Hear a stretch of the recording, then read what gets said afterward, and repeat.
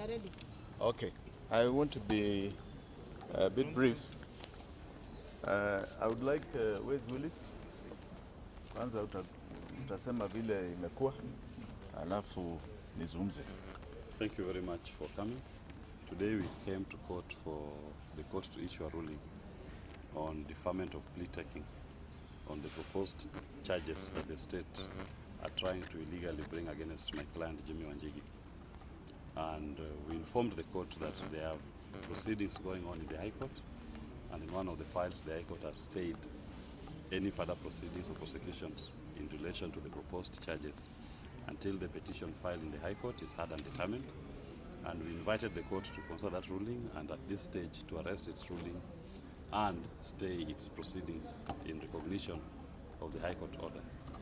We did also inform the court that the matter in the High Court is coming up on the 19th of September, and that we can report back to court on what the position of the High Court is once it considers these matters, and the court has acquiesced to that request. So we are coming back on the 26th of September for further directions. But I must say this, it is important that we note that we are operating within the purview of the rule of law, and as opposed to acting Inspector General of Police convict Masiangeli, we obey court orders as and when they are issued. Convict Masiangeli is a notorious abuser of the court process. He doesn't respect court orders. He disobeyed 7 court orders. He has been convicted. He is supposed to be sentenced tomorrow. As opposed to him, as we believe in the judicial process, we submit to the courts and the authority, and we respect their orders. And you also witnessed today in court, even the state representatives who are not averse to respecting the court orders. And this should be a lesson to convict Masiangeli. You need to report to court tomorrow to be convicted and sentenced to committee. If not committee, Kodiaga. If not Kodiaga, Manyani. And the Kenyan citizens have a responsibility to arrest you and to take you to any of those facilities in defense of our constitution. Thank you very much. That's all I have to say.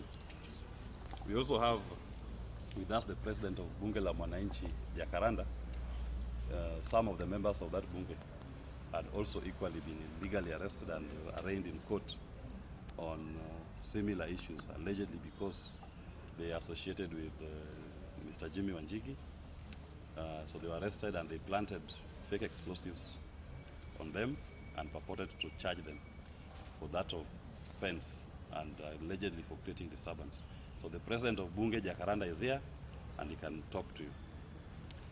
Yes, I'm called William Jahom, Bunge la Mwananchi president, Jkia headquarter. So since 8888 tulikuwa tunafuata hii maneno ya serikali kunyanyasa watu, na tumeona wako na tabia zingine which are not supported by our constitution. Abduction, killing, arresting and shooting innocent Kenyans. Sahi walishika His Excellency Jimmy Wanjigi. Wakati walimshika, walimnyanyasa kwa cell. Sasa namwambia serikali waache hiyo tabia. Sisi tuko na Mheshimiwa Jimmy Wanjigi bumper to bumper mpaka 2027. Thank you very much. Asante sana. Asante sana. As my good wakili has said, we are people who obey the law. We are law-abiding citizens of this republic. And we are here attending court on trumped-up charges. These police, and let me not say, I want to say William Ruto's police, have all the time to tafuta crime on innocent people. But 71 young men and women died on the streets. I've not seen one person brought to court to account for those deaths. There are people who were found in a quarry, young women. We are told there was a man who escaped from prison. We have never seen anybody brought to this court and charged with those crimes. We have seen friends like Bob Jkia and the Longton twins, and several other names that have now been made public that have been abducted. Bob Jkia was abducted after seeing me in Kamukunji police station, where I was actually illegally taken. And this is what, 4 or 5 weeks? 5 weeks now. 5 weeks. We have yet to know where he is. And the Longton twins, we pray for their families. The people who are committing these crimes are not before these courts. They are not charged.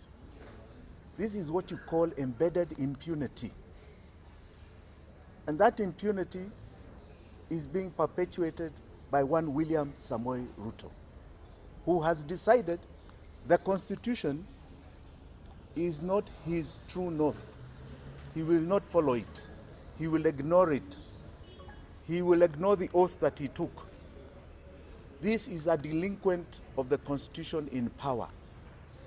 And I want to tell him, as I've said over and over again, mene mene tekel, it has happened. No matter what you do, no matter what you try and do, your time to rule, to govern this country is over. It is over. And the country is coming for you, not just Jimmy. We are coming for you because you are a delinquent of our laws. It is actually a shame to imagine you as a president of this great republic. You do not represent who we are, our values, our true essence of Kenya. You do not. And because of that, know that your time and the time for honoring yourself is very soon coming to an end. Asanteni sana. Maybe just a question before you leave. We know that there are 70 children who are missing. And you've spoken about the Yes. government not following up. What can you say about this? Yes, I saw the DCI trying to respond to those claims that those are children who did not come to school. I think we know the credibility of that DCI now. Yeah? There are people who come and plant fake evidence. There are people who have been part of killing Kenyans here. I want to tell that DCI, we do not believe you. Those mothers who are crying for their children are not crying out of emptiness. Don't tell us stories. We want to know why Kenya has become the killing fields under this regime. We are the killing fields under the Ruto regime. Why are we the killing fields? One day, and that day is coming soon, you shall all answer to why you've created the killing fields of Kenya. Asanteni sana.